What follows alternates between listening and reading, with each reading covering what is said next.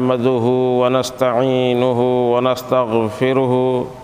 ونعوذ بالله من شرور أنفسنا ومن سيئات أعمالنا من يهده الله فلا مضل له ومن يضلل فلا هادي له وأشهد أن لا إله إلا الله وحده لا شريك له وأشهد أن محمدًا عبده ورسوله أما بعد فإن خير الحديث كتاب الله وخير الهدي هدي محمد صلى الله عليه وسلم وشر الأمور محدثاتها وكل محدثة بدعة وكل بدعة ضلالة وكل ضلالة في النار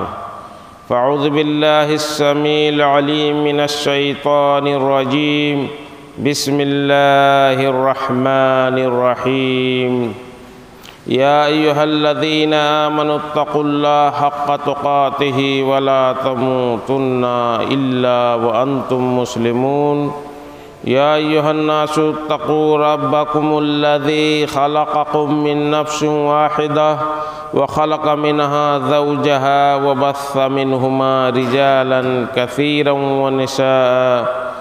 واتقوا الله الذي تساءلون به والأرحام إن الله كان عليكم رقيبا يا أيها الذين آمنوا اتقوا الله وقولوا قولا سديدا يصلح لكم أعمالكم ويغفر لكم ذنوبكم ومن يطع الله ورسوله فقد فاز فوزا عظيما وقال تعالى في موضع آخر أعوذ بالله من الشيطان الرجيم وإنك لعلى خلق عظيم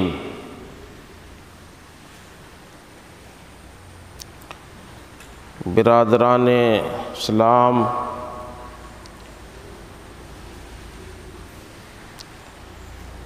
اللہ رب العالمین کی تعریف، اس کی کبریائی اور اس کی حمد و ثنا لائق و زیبا ہے۔ اس کے بعد جناب محمد الرسول اللہ صلی اللہ علیہ وسلم کی ذات پر بے شمار درود و سلام بھیجے جائیں۔ یہ اللہ کے نبی جناب محمد رسول اللہ صلی اللہ علیہ وسلم کا حق ہے امت کے تئیں۔ حاضرین جمعہ، آج کا موضوع بہت ہی اہم ہے۔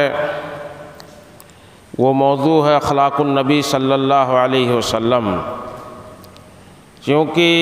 ربیع الاول کا مہینہ اللہ کے نبی جناب محمد الرسول اللہ صلی اللہ علیہ وسلم کی ولادت کا مہینہ ہے۔ اس مہینے میں آپ کی سیرت پر بات ہوئی، اسوہ حسنہ پر بات ہوئی، عید میلاد النبی کی شرعی حیثیت پہ بات ہوئی۔ آج اللہ کے نبی جناب محمد الرسول اللہ صلی اللہ علیہ وسلم کے اخلاق پر، آپ کے صفات کریمانہ کو آج ہم جانیں، اور اس لیے بھی ضروری ہے کہ اللہ کے نبی جناب محمد الرسول اللہ صلی اللہ علیہ وسلم پر ایمان لانا واجب ہے۔ یہ ہم اور آپ تمام لوگ جانتے ہیں کہ ایمان اس وقت مکمل نہیں ہوگا جب تک اللہ، اس کے رسولوں، اس کی کتابوں اور یوم آخرت پر اور تقدیر کے خیر و شر پر یقین نہ لایا جائے۔ تو اللہ کے نبی جناب محمد الرسول اللہ صلی اللہ علیہ وسلم پر ایمان لانا واجب ہے، اور آپ پر ایمان لانا جب واجب ہے تب آپ کی سنتوں کو جاننا، آپ کی سیرت کو جاننا اور آپ کے اخلاق کو، آپ کے شمائل کو، آپ کے صفات کو جاننا اس لیے ضروری ہے کہ جب ہم آپ کے اخلاق کو جانیں گے، آپ کے صفات کو جانیں گے، تب یہ ایمان اور زیادہ ہوگا، کیونکہ ایمان لانا واجب ہے اللہ کے نبی جناب محمد رسول اللہ صلی اللہ علیہ وسلم کی ذات پر، تو اس لیے بھی آپ کا اخلاق جاننا ضروری ہے کہ آپ کے اخلاق کے بارے میں جانیں گے، آپ کے صفات کے بارے میں جانیں گے تو ہمارا ایمان آپ پر اور زیادہ مضبوط ہوگا۔ اسی طرح سے دوسری بات اس ضمن میں یہ ہے کہ اللہ کے نبی جناب محمد الرسول اللہ صلی اللہ علیہ وسلم سے محبت کرنا بھی واجب ہے، آپ کی ذات سے والہانہ محبت بھی کرنا ہے مومنین کو، مسلمانوں کو۔ اور جب ہم آپ کے اخلاق کو نہیں جانیں گے، آپ کی سیرت طیبہ کو نہیں جانیں گے، آپ کے شمائل اور آپ کے صفات کریمانہ کو نہیں جانیں گے، آپ کے عدل کو نہیں جانیں گے، آپ کے انصاف کو نہیں جانیں گے، آپ کے عفو اور درگزر کو نہیں جانیں گے، تو آپ سے محبت میں کمی آئے گی۔ لیکن جب ہم اللہ کے نبی جناب محمد الرسول اللہ صلی اللہ علیہ وسلم کے اخلاق کے بارے میں جانیں گے، آپ کی زندگی کے بارے میں جانیں گے، تب محبت سے اور زیادہ آپ کی طرف پلٹیں گے، اور یہ محبت اور زیادہ آپ کی شخصیت میں ہوگی، ہمارے دلوں میں آپ کے لیے اور زیادہ محبت پیدا ہوگی۔ اس لیے بھی آپ کے اخلاق پہ چرچا کرنا ضروری ہے۔ اور تیسری اور اہم چیز یہ ہے کہ اللہ کے نبی جناب محمد الرسول اللہ صلی اللہ علیہ وسلم دنیا والوں کے لیے قدوہ اور اسوہ ہیں، بہترین نمونہ اور بہترین آئیڈیل ہیں۔ قرآن نے اسی لیے کہا لَقَدْ كَانَ لَكُمْ فِي رَسُولِ اللَّهِ أُسْوَةٌ حَسَنَةٌ، تمہارے لیے اللہ کے نبی جناب محمد الرسول اللہ صلی اللہ علیہ وسلم کی زندگی میں بہترین نمونہ موجود ہے۔ اس لیے آپ کے اخلاق کو جاننا ضروری ہے، آپ کی سیرتوں کو جاننا ضروری ہے، آپ کے صفات اور آپ کے شمائل محمدیہ کو جاننا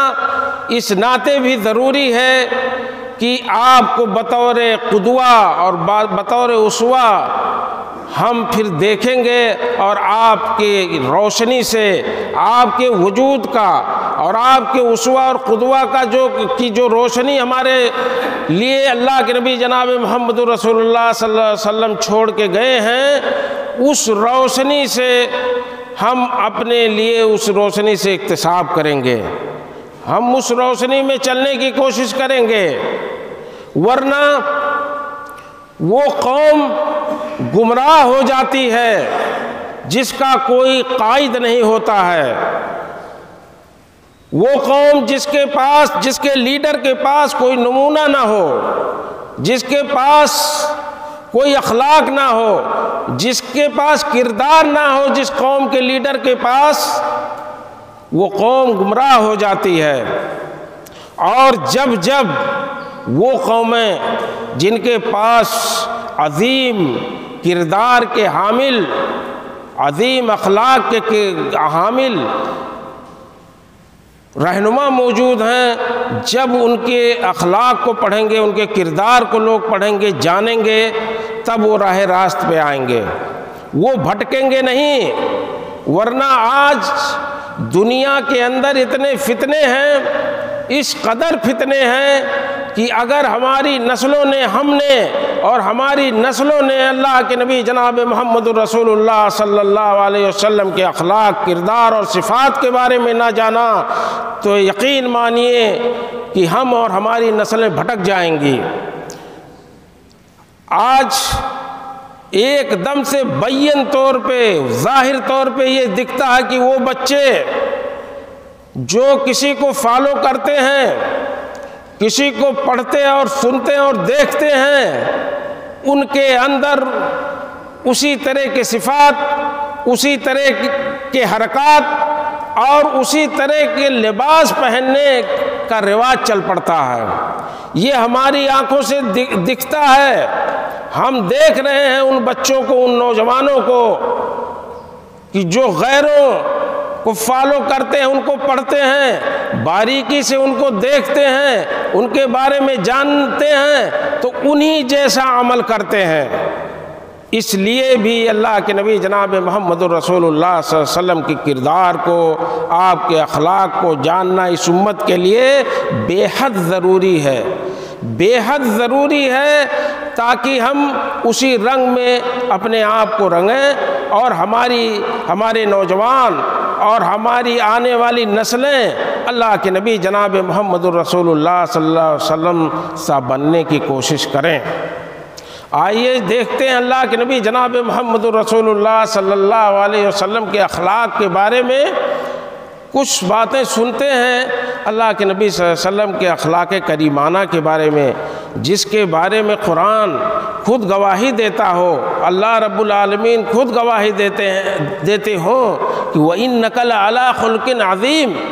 اے پیغمبر، اے نبی صلی اللہ علیہ وسلم، آپ تو اخلاق کے بڑے اونچے معیار پر فائز ہیں، آپ جیسا کوئی اخلاق کا حامل نہیں ہے۔ اس گواہی کے بعد بھی کوئی اور چیز بچتی ہے؟ کسی اور کی گواہی اللہ رب العالمین کے گواہی کے سامنے ٹکتی ہے؟ ہرگز نہیں ٹکتی ہے۔ اسی واسطے ہم دیکھیں گے کہ اللہ کے نبی جناب محمد الرسول اللہ صلی اللہ علیہ وسلم ابھی نبی نہیں بنائے گئے ہیں۔ اما عائشہ رضی اللہ تعالیٰ عنہ کی روایت ہے، بخاری کی روایت ہے کہ جب اللہ کے نبی صلی اللہ علیہ وسلم کو نبی بنانا ہوا اللہ رب العالمین کو، تو اللہ کے نبی جناب محمد الرسول اللہ صلی اللہ علیہ وسلم کے لیے خلوت یعنی اکیلے رہنا یہ پسندیدہ بنا دیا گیا، آپ کی طبیعت میں اس کو ڈال دیا گیا۔ چنانچہ اللہ کے نبی جناب محمد رسول اللہ صلی اللہ علیہ وسلم اکیلے رہنے لگے، اور آپ غار حرا میں چلے جاتے تھے کھانے پینے کا سامان لے کر کے، کچھ دنوں کا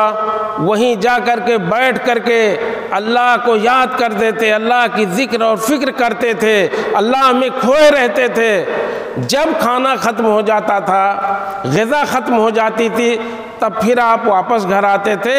اور پھر اپنا توشہ باندھتے تھے، پھر غار حرا میں چلے جاتے تھے۔ یہ سلسلہ اللہ کے نبی صلی اللہ علیہ وسلم کا کچھ دنوں سے شروع تھا۔ ایک دن رمضان کا مہینہ تھا، حضرت جبریل علیہ السلام غار حرا کے اندر میں آتے ہیں، اللہ کے نبی جناب محمد رسول اللہ صلی اللہ علیہ وسلم کے روبرو بیٹھتے ہیں اور کہتے ہیں کہ اقرا۔ اللہ کے نبی جناب محمد رسول اللہ صلی اللہ علیہ وسلم سے یہ وحی کی شروعات ہونے والی ہے، پہلی 5 آیتیں نازل ہونے والی ہیں۔ جبریل امین کہتے ہیں اے محمد پڑھو، اقرا۔ اللہ کے نبی جناب محمد الرسول اللہ صلی اللہ علیہ وسلم فرماتے ہیں ما انا بقاری، میں پڑھنا لکھنا نہیں جانتا۔ دیکھو 2 ٹوک بات میں کہتا ہوں کہ مجھے پڑھنا نہیں آتا، میں کیا پڑھوں؟ پھر دوسری بار پھر حضرت جبریل نے خوب دیر زور سے دبایا، خوب زور سے اللہ کے نبی صلی اللہ علیہ وسلم کو دبایا اور پھر چھوڑ دیا۔ پھر دوسری بار کہتے ہیں اقرا یا محمد، پڑھو۔ محمد صلی اللہ علیہ وسلم کہتے ہیں ما انا بقاری، میں پڑھنا نہیں جانتا، پڑھنا لکھنا مجھے آتا نہیں، میں کیا پڑھوں؟ نہیں پڑھ سکتا۔ پھر دباتے ہیں زور سے۔ اللہ کے نبی صلی اللہ علیہ وسلم پھر کہتے ہیں مجھے پڑھنا نہیں ہے۔ تیسری بار پھر کہتے ہیں کہ دیکھو پڑھو، اقرا۔ کہا مجھے پڑھنا نہیں آتا، میں کیا پڑھوں؟ پھر تیسری بار بہت زور سے حضرت جبرائیل علیہ السلام اللہ کے نبی صلی اللہ علیہ وسلم کو دباتے ہیں اور دبا کر کے پھر چھوڑتے ہیں اور کہتے ہیں کہ اقرا باسم ربک الذی خلق۔ یہ 5 آیتیں پھر نازل ہوتی ہیں، کہتے ہیں کہ یہ پڑھو، اقرا باسم ربک الذی خلق، پڑھ تو اپنے رب کے نام سے جس نے پیدا کیا۔ اللہ کے نبی جناب محمد رسول اللہ صلی اللہ علیہ وسلم کو خوف طاری ہو جاتا ہے، گھبرا جاتے ہیں، وہاں سے نکلتے ہیں اور یہی 5 آیتیں پڑھتے ہوئے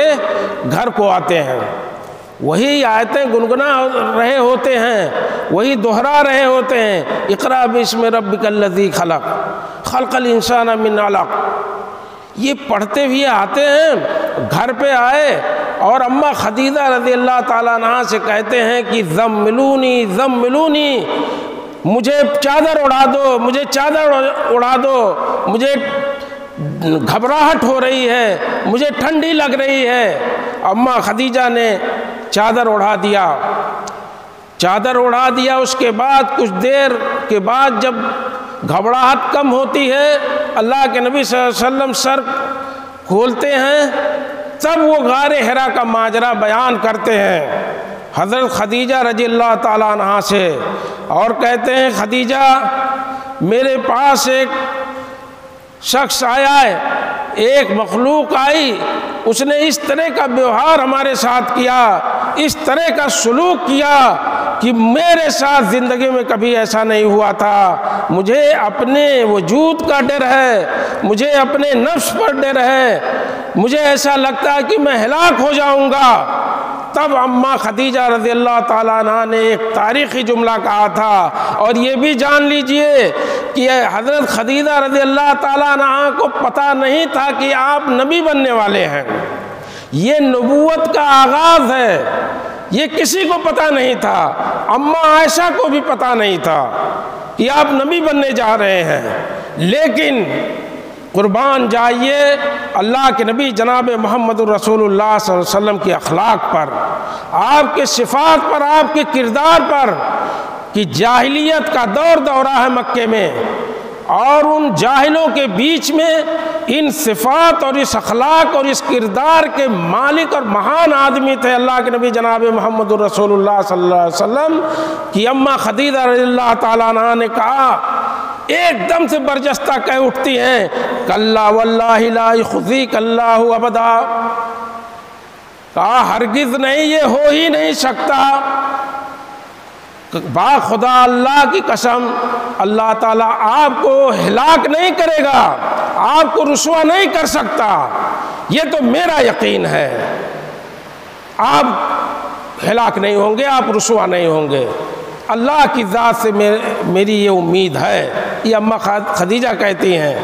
پتہ نہیں ہے کہ نبی بننے والے ہیں، کیوں؟ اس لیے انک لتصل الرحم، اس لیے کہ آپ تو رشتہ داریوں کو جوڑتے ہیں، وتصدق الحدیث، صحیح بولتے ہیں آپ، سچی بات بولتے ہیں آپ، ایسا آدمی کہاں ہلاک ہوگا؟ وتحمل الکل، آپ تو لوگوں کا بوجھ اٹھاتے ہیں، وتقری الضیف، مہمان نوازی کرتے ہیں مہمانوں کی، وتکشف المعدوم، اور جو کچھ نہیں کر پاتے ہیں، جن کے پاس کچھ نہیں ہے، ان کی کفالت آپ کرتے ہیں، وتعین علی نوائب الدار، آپ تو مصیبت زدہ لوگوں کی مدد کرتے ہیں، بھلا آپ کو اللہ کیسے ہلاک کرے گا؟ یہ کچھ صفات اور کچھ آپ کے اخلاق جو جاہلیت میں نبی ہونے سے پہلے آپ کے اندر پائی جاتی تھی، ان چیزوں کو گنا ڈالا اماں خدیجہ رضی اللہ تعالیٰ عنہا نے،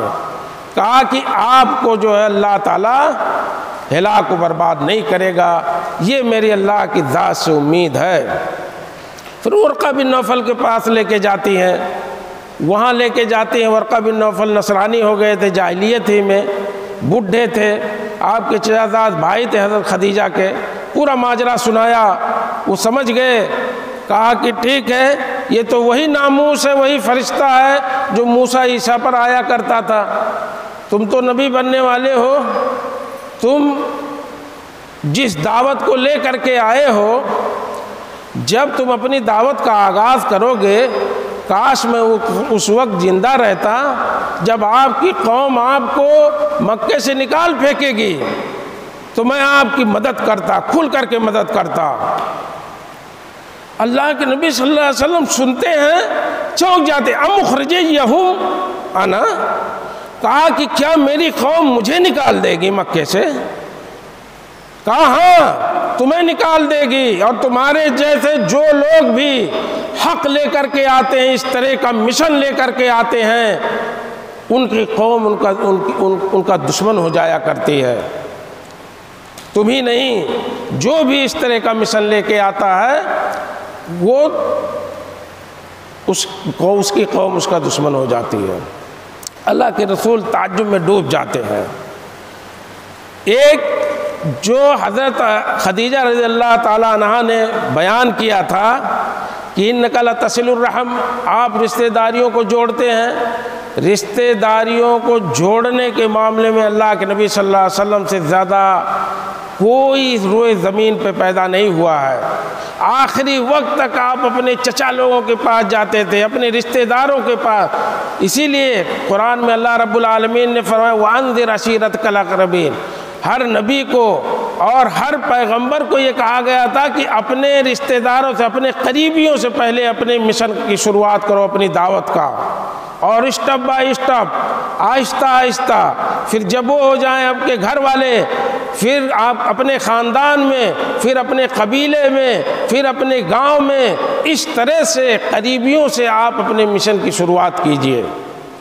اللہ کے نبی صلی اللہ علیہ وسلم اس طرح سے، اسی لیے چچا ابو طالب کے پاس جاتے جو آپ کی مدد تو بہت کرتے تھے، بہت مدد کرتے تھے، یہ کہتے تھے کہ چچا آپ میرے کان میں لا الہ الا اللہ کہہ دیجئے، میں اللہ کے حضور میں آپ کی طرف سے گواہی دوں گا۔ ایسے نہیں کہہ سکتے، آپ آر سے ڈرتے ہیں کہ کیا مکے والے قریش والے کہیں گے کہ بھتیجے کے نئے دین کو قبول کر لیا، لیکن نہیں، رشتہ داری کا اتنا خیال تھا۔ اللہ کے نبی جناب محمد رسول اللہ کہتے تھے چچا آپ میرے کان میں کہہ دیجئے لا الہ الا اللہ محمد رسول اللہ،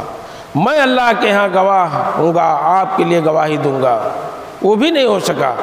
رشتہ داریوں کی جوڑنے میں اللہ کے نبی صلی اللہ علیہ وسلم کا کوئی جوڑ نہیں تھا، آج تک روئے زمین پر کوئی پیدا نہیں ہوا۔ اس کے بعد وہ تحمل الکل کے تعلق سے آپ بوجھ لوگوں کا اٹھاتے ہیں، یہ کئی طرح کا، یعنی لوگوں کا بوجھ آپ اٹھاتے ہیں، لوگوں کی تکلیفوں کو آپ اٹھا لیتے ہیں، لوگوں کی تکلیفیں آپ کم کرتے ہیں، آپ سے رہا نہیں جاتا ہے لوگوں کی پریشانیاں دیکھ کر کے۔ اس تعلق سے السیرہ نبویہ میں امام ابن ہشام رحمہ اللہ نے لکھا کہ ایک بڑھیا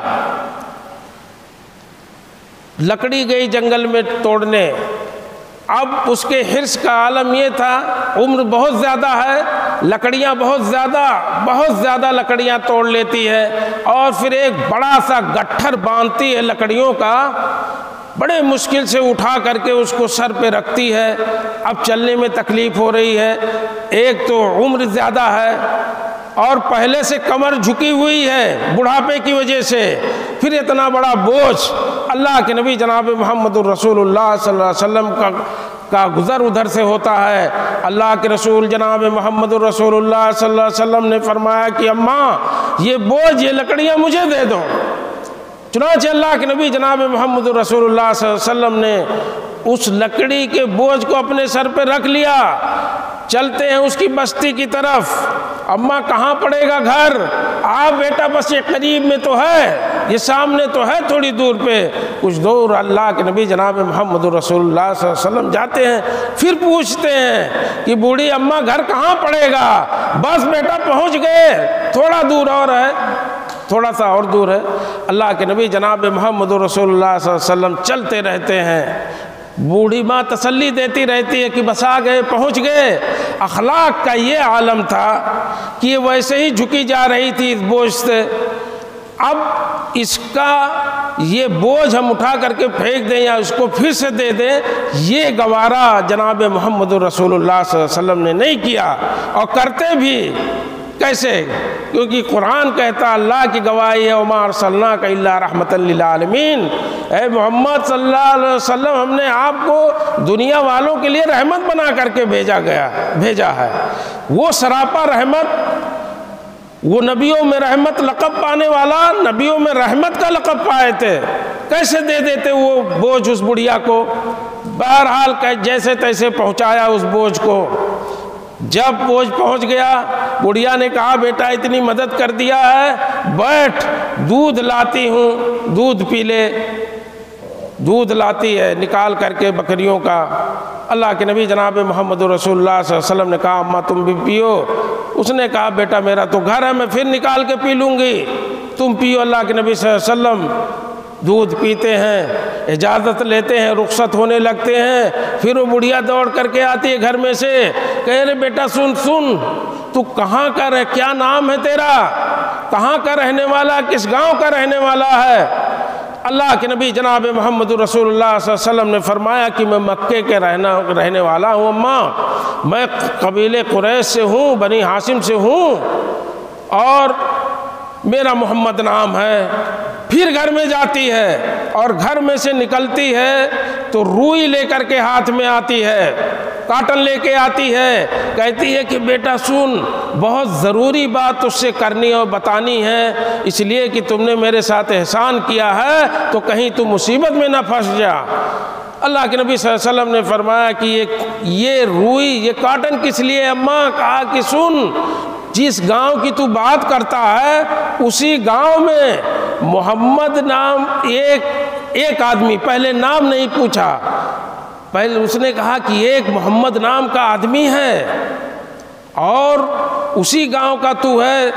دیکھ وہ جادوگر ہے، وہ جادو کرتا ہے تو باپ بیٹے میں جدائی ہو جاتی ہے،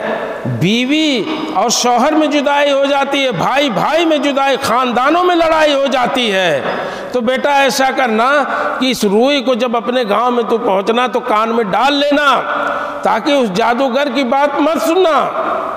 سنائی نہ دے۔ اللہ کے نبی جناب محمد رسول اللہ صلی اللہ علیہ وسلم اب تک تو نام بتائے نہیں تھے، رونے لگے۔ بڑھیا نے کہا کہ روتے کیوں بیٹا؟ تو حضرت محمد صلی اللہ علیہ وسلم نے فرمایا کہ اماں جس محمد کی بات تو کرتی ہے وہ محمد میں ہی ہوں، وہ میں محمد ہوں، اور محمد بن عبداللہ میں ہوں، میں ہی قریش سے ہوں، میں ہی مکے سے ہوں۔ مجھے لوگ جادوگر کہتے ہیں، کہیں نا بیٹا میں تیری بات نہیں کرتی ہوں، وہ محمد جو عبداللہ کا بیٹا ہے، جو عبد المطلب کا پوتا ہے، جو ابو طالب کا بھتیجا ہے، اس محمد کی بات میں کرتی ہوں۔ اللہ کے نبی صلی اللہ علیہ وسلم نے فرمایا کہ میں ہی اب محمد بن عبداللہ ہوں، آمنہ کا لال بھی ہوں، اور عبد المطلب کا میں پوتا ہوں، ابو طالب کا بھتیجا ہوں، میں ہی وہ ہوں، کوئی اور نہیں ہے۔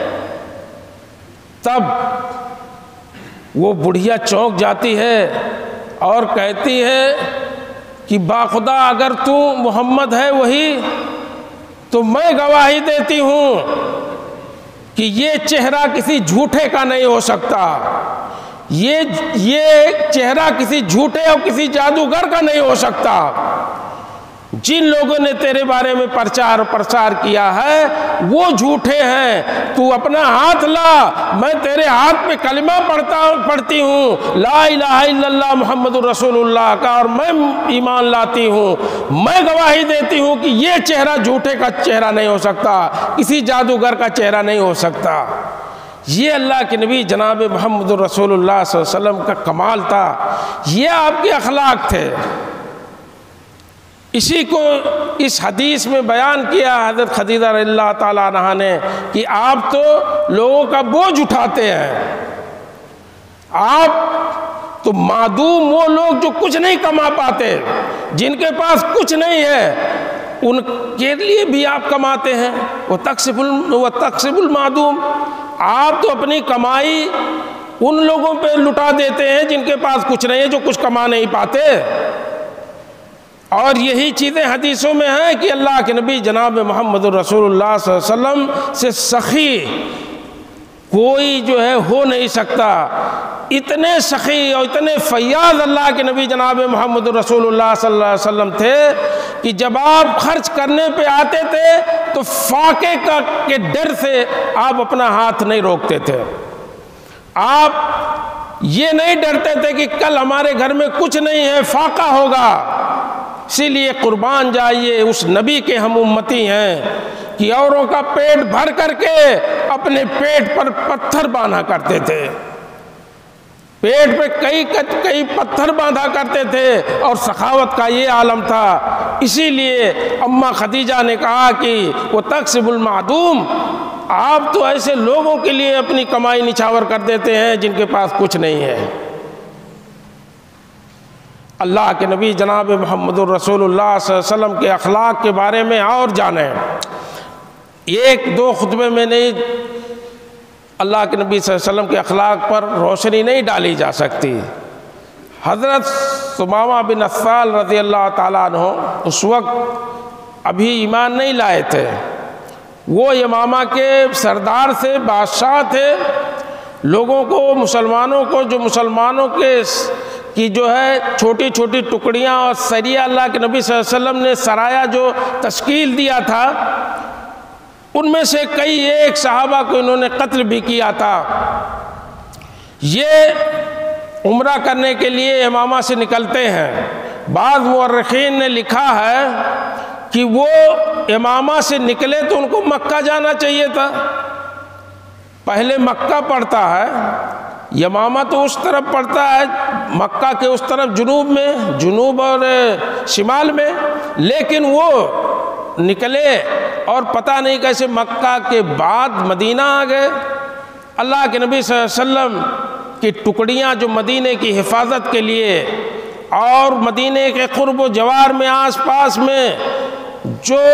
بدو بسے ہوئے تھے، جو سرپسند قبیلے تھے، جو مسلمانوں کو تکلیفیں پہنچایا کرتے تھے، راتوں میں نکل کر کے مدینے پہ شب خون مارا کرتے تھے، ان کے لیے وہ چلا کرتی تھی ٹکڑیاں اللہ کے نبی صلی اللہ علیہ وسلم کی۔ صحابہ کرام راستے میں ملتے ہیں، ثمامہ بن عثال رضی اللہ تعالیٰ عنہ کو پکڑ کے لاتے ہیں اور لا کر کے مسجد نبوی کے کھمبے میں باندھ دیتے ہیں۔ کھمبے میں باندھ دیا، اور باندھنے کے بعد اللہ کے نبی جناب محمد رسول اللہ صلی اللہ علیہ وسلم تشریف لاتے ہیں۔ اللہ کے نبی صلی اللہ علیہ وسلم نے پہچان لیا، صحابہ سے پوچھا کہ اتعرفون من ھذا، کہا ہے میرے صحابہ جانتے ہو کہ یہ کون ہے؟ صحابہ نے کہا ہم لوگ نہیں جانتے اللہ کے نبی صلی اللہ علیہ وسلم۔ اللہ کے نبی نے فرمایا کہ یہ ثمامہ بن عثال ہے، یہ یمامہ کا بادشاہ ہے جس کو پکڑ کر کے لائے ہو۔ اور پھر اللہ کے نبی صلی اللہ علیہ وسلم نے پوچھا کیف حالک یا ثمامہ، تمہاری کیا حالت ہے ثمامہ، کیا کیا جائے تمہارے ساتھ، اس حالت میں تم آئے ہو، تم نے بڑا نقصان پہنچایا ہے مسلمانوں کو۔ تو ثمامہ بن عثال کہتے ہیں کہ وَإِن تَقْتُلْ تَقْتُلْ ذَا دَمٍ وَإِن تَمْنُن تَمْنُن ذَا شَاكِرٍ، کہا کہ اے محمد اگر تم مجھے قتل کر دو گے تو ایک ایسے آدمی کو قتل کرو گے۔ اس میں دو مفہوم محدثین نے بیان کیا ہے، کہا کہ ایک تو اس میں دھمکی کا لہجہ تھا، وَإِن تَقْتُلْ تَقْتُلْ ذَا دَمٍ، کہا محمد تم مجھے ایرا غیرہ مت سمجھنا، میں یمامہ کا بادشاہ ہوں، میرے پیچھے میری قوم کھڑی ہوئی ہے پوری، اگر مجھے قتل کر دو گے تو یہ مت سوچنا بچ جاؤ گے میرے خون کا بدلہ لیا جائے گا۔ اور دوسرا مفہوم محدثین بیان کرتے ہیں کہ وَإِن تَقْتُلْ تَقْتُلْ ذَا دَمٍ، اگر آپ مجھے قتل کر دیں گے تو ایسے آدمی کو قتل کریں گے جس کا خون آپ کے لیے حلال ہو گیا ہے، ہم نے آپ کے لوگوں کو نقصان پہنچایا، آپ کے لوگوں کو مارا ہے، اس واسطے اگر آپ مجھے مار دیں گے تو میرا خون آپ کے لیے حلال ہے۔ وَإِن تَمْنُن تَمْنُن عَلَى شَاكِرٍ، لیکن یاد رکھیے کہ اگر آپ نے میرے اوپر احسان کر دیا تو آپ ایسے شخص پر احسان کریں گے جو احسان فراموش نہیں ہے، جس کو آپ شاکر پائیں گے، احسان کا بدلہ چکانے والا پائیں گے۔ میں ایک سردار ہوں، میں ایک قبیلے اور ایک علاقے کا بادشاہ ہوں، میں اس کا بھرپور بدلہ آپ کو دوں گا۔ وَإِن تُرِيدُ الْمَالَ فَاسْأَلْ مَا تُرِيدُ، کہا کہ اگر فدیہ کے طور پہ مال چاہتے ہو، وہ اللہ کے نبی صلی اللہ علیہ وسلم کو پہچان نہیں پائے تھے۔ وہ چاہتے تھے کہ شاید لالچ میں مال ہی کا مطالبہ کر لیں۔ اب ان کو پتہ چلا ہے کہ میں بادشاہ ہوں، میرے پاس بہت ساری دولت ہے، تو کہا کہ تو پوچھ، بولو، منہ کھول دو، کتنا لوگے فدیہ کے طور پہ؟ میری قوم سارا جتنا مانگو گے اتنا چکا کر کے مجھے چھڑا کے لے جائے گی۔ ایک دن ہوا، دوسرے دن اللہ کے نبی نے پھر پوچھا، کیف حالک یا ثمامہ؟ یہی سوال و جواب ہوتا ہے پہلے دن جیسا۔ پھر اس دن اللہ کے نبی صلی اللہ علیہ وسلم چلے جاتے ہیں۔ تیسرے دن پھر اللہ کے نبی جناب محمد الرسول اللہ صلی اللہ علیہ وسلم تشریف لاتے ہیں اور پھر سوال کرتے ہیں۔ پھر یہی جواب ملتا ہے ثمامہ بن اسال رضی اللہ تعالیٰ عنہ کی طرف سے، اور کہتے ہیں کہ اللہ کے نبی وہی بات اور وہی جواب جو میں نے پہلے دن آپ کو دیا تھا۔ اللہ کے نبی جناب محمد الرسول اللہ صلی اللہ علیہ وسلم تیسرے دن کہتے ہیں، اطلقوا ثمامہ، اے صحابہ ثمامہ کو آزاد کر دو۔ اللہ کے نبی نے آزاد کروا دیا۔ کہا دیکھو ہم بدلہ لینے پر یقین نہیں کرتے۔ یہ اللہ کے نبی صلی اللہ علیہ وسلم کا اخلاق تھا۔ پھر ثمامہ جاتے ہیں کچھ دور، اور سیرت کی کتابوں میں آتا ہے کہ بقیع کے بغل میں، بقیع کے آس پاس میں کھجور کے باغات تھے، وہاں چشمے تھے، وہاں پانی ملا ان کو، وہاں وہ طہارت حاصل کرتے ہیں، نہاتے ہیں، دھلتے ہیں، پاک صاف ہوتے ہیں، اور پھر مسجد نبوی واپس آتے ہیں۔ یہاں تک جو ہے سیرت کی کتابوں میں آتا ہے کہ پانی ٹپک رہے تھے آپ کے بال سے، اتنا جلدی کیا واپسی میں۔ اور کہا کہ اشہد ان لا الہ الا اللہ و اشہد ان محمد الرسول اللہ، میں گواہی دیتا ہوں کہ اللہ کے سوا کوئی معبود برحق نہیں ہے، اور میں یہ بھی گواہی دیتا ہوں کہ محمد اللہ کے رسول ہیں، اللہ کے پیغمبر ہیں۔ ایمان لے آئے۔ اللہ کے نبی صلی اللہ علیہ وسلم نے پہلے دن نہیں چھوڑا ان کو۔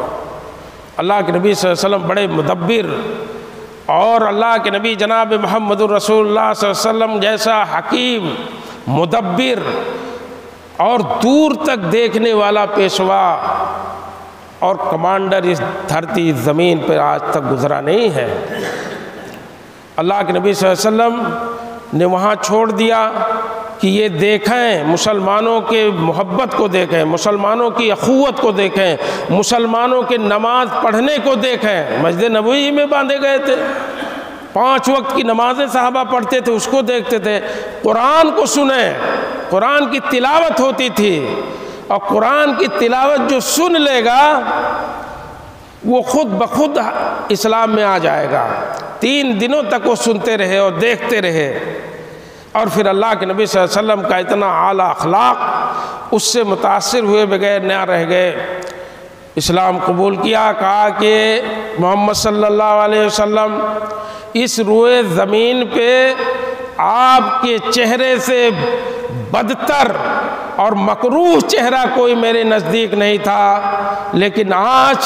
اس چہرے سے پیارا چہرہ اس روئے زمین پر کوئی نہیں ہے، اور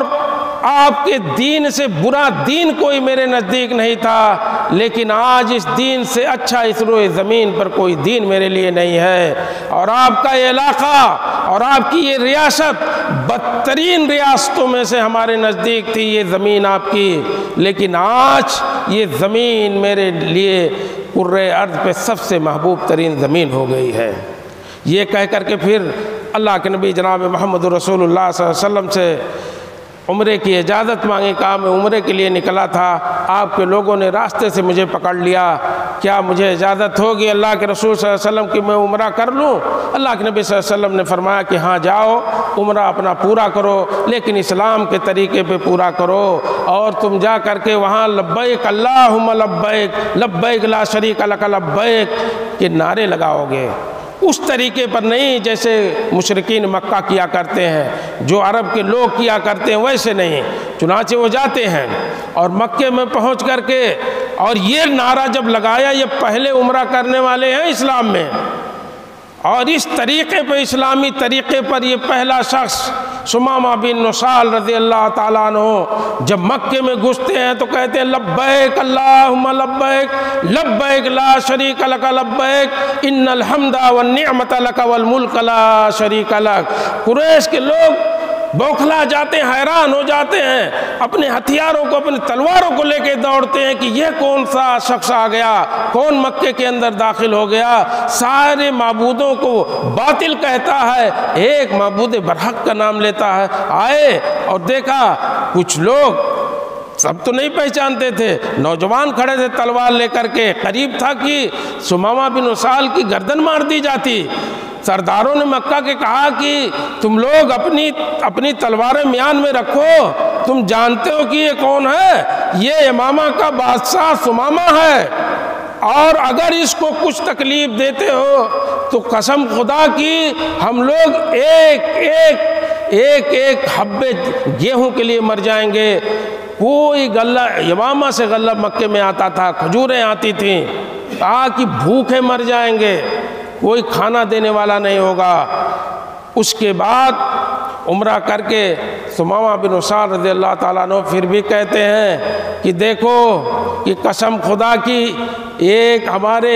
یمامہ کا ایک حبہ قمح گیہوں آنے والا نہیں ہے مکے میں جب تک محمد الرسول اللہ صلی اللہ علیہ وسلم اجازت نہ دے دے۔ اور فعلاً وہ واپس جا کر کے ان کا غلہ پانی سب بند کر دیا مکے والوں کا۔ مکے والے مجبور ہو کے اللہ کے نبی جناب محمد الرسول اللہ صلی اللہ علیہ وسلم کے پاس لکھتے ہیں اور اپنی رشتہ داری کا، قرابت داری کا، خاندان کا حوالہ دے کر کے اللہ کے نبی صلی اللہ علیہ وسلم سے فریاد کرتے ہیں کہ آپ جو ہے ثمامہ سے کہہ دیجئے کہ وہ پابندی کھول دے۔ چنانچہ اللہ کے نبی جناب محمد الرسول اللہ صلی اللہ علیہ وسلم رحیم و کریم اعلیٰ اخلاق کے مالک اللہ کے نبی صلی اللہ علیہ وسلم نے کہا ثمامہ اور ان کا جو ہے رس جیسے آتا جاتا تھا مکے میں ویسے کر دو، کھول دو۔ یہ اللہ کے نبی صلی اللہ علیہ وسلم کے اخلاق تھے۔ ان ایک گھنٹے آدھے گھنٹے میں اللہ کے نبی صلی اللہ علیہ وسلم کے اخلاق کریمانہ پر، آپ کے اعلیٰ کردار پر باتیں نہیں کی جا سکتی، زندگیاں کٹ جائیں گی اللہ کے نبی صلی اللہ علیہ وسلم کے اوصاف اور اخلاق کی بات ہو تو۔ یہ وہ بڑی شخصیت اور یہ وہ ان کبار میں سے اللہ کے نبی جناب محمد رسول اللہ صلی اللہ علیہ وسلم ہیں جن کا کوئی ثانی نہیں تھا روئے زمین پر۔ آپ ان کردار کے حامل تھے، اس اخلاق کے حامل تھے۔ اس لیے میں شروع میں مقدمے کے اندر بطور مقدمہ یہ کہا کہ اللہ کے نبی صلی اللہ علیہ وسلم کے اخلاق کے بارے میں جاننا اس لیے ضروری ہے کہ آپ پر ایمان لانا ضروری ہے، آپ سے محبت کرنا بھی ضروری ہے،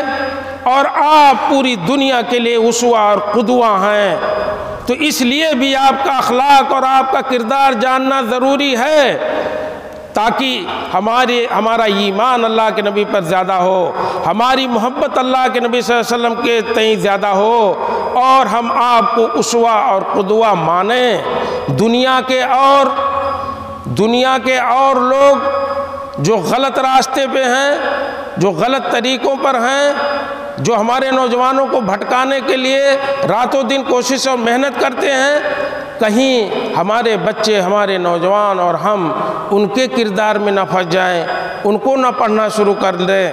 اور اس سے پھر معاشرے میں فساد ہو، انہی جیسا لوگ بننے کی کوشش کریں۔ یہ تو انسان کی فطرت ہے کہ جس کو فالو کرتا ہے اسی جیسا بننے کی کوشش کرتا ہے۔ اللہ رب العالمین سے دعا ہے کہ الہ العالمین ہمیں اللہ کے نبی جناب محمد رسول اللہ صلی اللہ علیہ وسلم کے اخلاق کو پڑھنے، سمجھنے اور جاننے کی توفیق دے، اور اللہ رب العالمین ہمیں اللہ کے نبی صلی اللہ علیہ وسلم کے اخلاق جیسا اخلاق اپنانے کی اور اس کو